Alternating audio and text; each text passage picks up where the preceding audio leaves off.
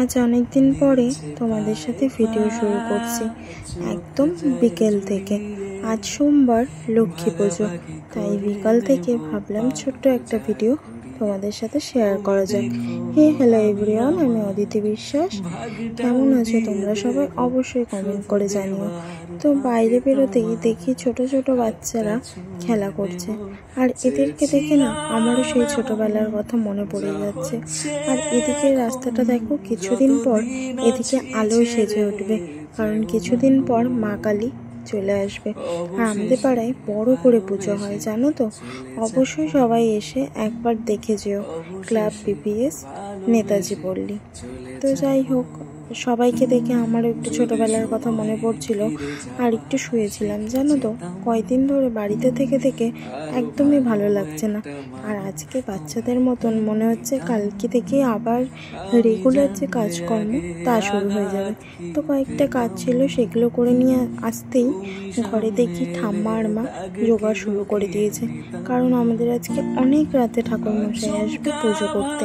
তো যাই হোক, সবাই আস্তে আস্তে সব গোছগাছ শুরু করে দিচ্ছিল, আর আমি এখানে বসে বসে একটু গান গাচ্ছিলাম।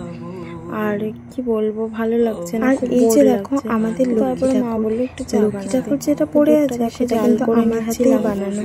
আজকে ঠাম্মা বলেছে যে তোর হাতে বানানো একটা লক্ষ্মী ঠাকুরকে সুন্দর একটা কিছু বানিয়ে দিই।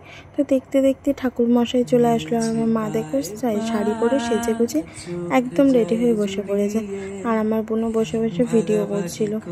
তো কি আর বলবো, এদের থেকে একটু কষ্ট লাগছিল। রাত বাজে 11টা 5। তো এর মধ্যেই পুজো করতে আসছিল এত রাতে, কি করবে, মানে ঠাকুরমশাই সব জায়গায় পুজো করতে করতে। আর কালকে যেহেতু করা যাবে না, সেহেতু মা বললো রাতেই করবো।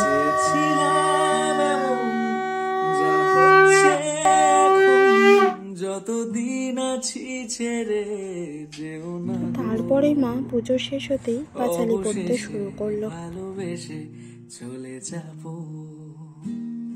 অবশেষে ভালোবেসে চলে যাব।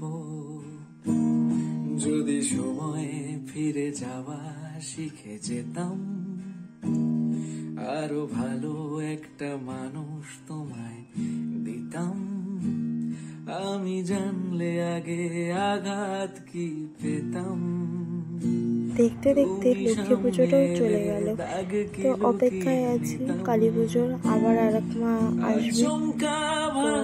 টাটা সবাইকে, ভালো থেকো, সুস্থ থেকো, টাটা।